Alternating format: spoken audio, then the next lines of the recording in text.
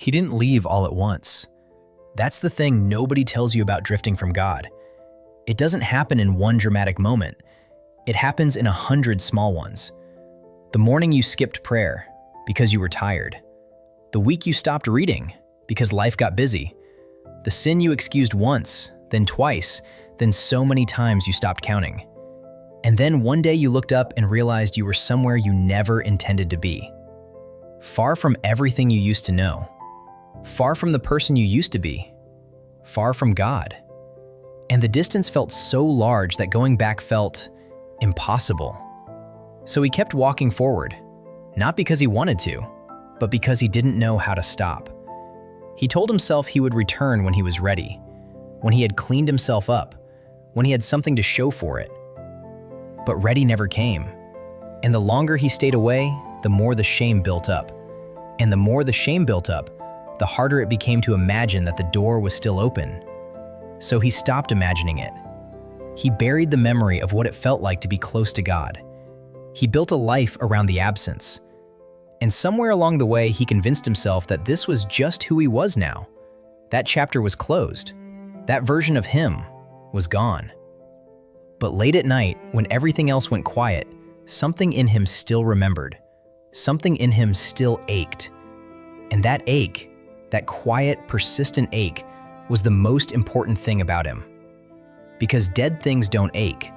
Only something still alive feels the pain of being far from home. What he didn't know, what nobody had ever told him clearly enough, was this. The door was never closed. Not once. Not even on his worst day. Not even after his longest absence. Not even after everything he had done and everything he had become. The door was open. Not cracked. Not barely. Wide open. And the father wasn't sitting inside with his arms folded, waiting to hear an explanation. He was standing at the window, watching the road, looking for a figure on the horizon that walked like his son. Luke 15 says it plainly. While he was still a long way off, his father saw him and was filled with compassion for him. He ran to his son.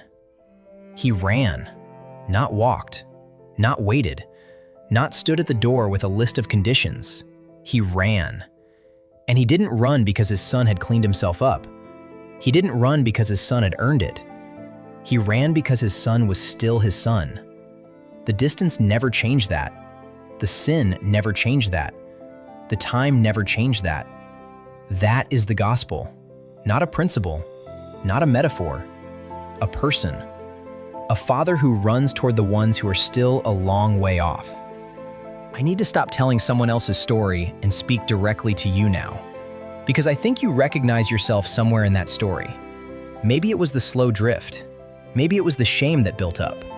Maybe it was the moment you convinced yourself the door was closed. Or maybe it was that ache, that quiet thing that brought you here. I want you to hear something clearly. You have not gone too far. I know that feels impossible to believe. I know the list of reasons you've built up for why your situation is different, why your sin is worse, why your absence has been too long. But that list is not from God. God's list looks different. It looks like Romans 8:38.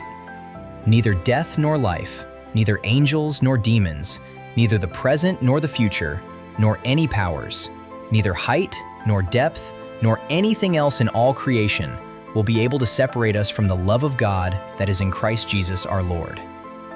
Anything else in all creation. That includes your worst sin. That includes your longest absence. That includes everything you've done since the last time you felt close to Him. None of it qualifies as anything else in all creation. The love held. It held when you walked away. It held while you were gone. It is holding right now as you watch this video, wondering if it's too late.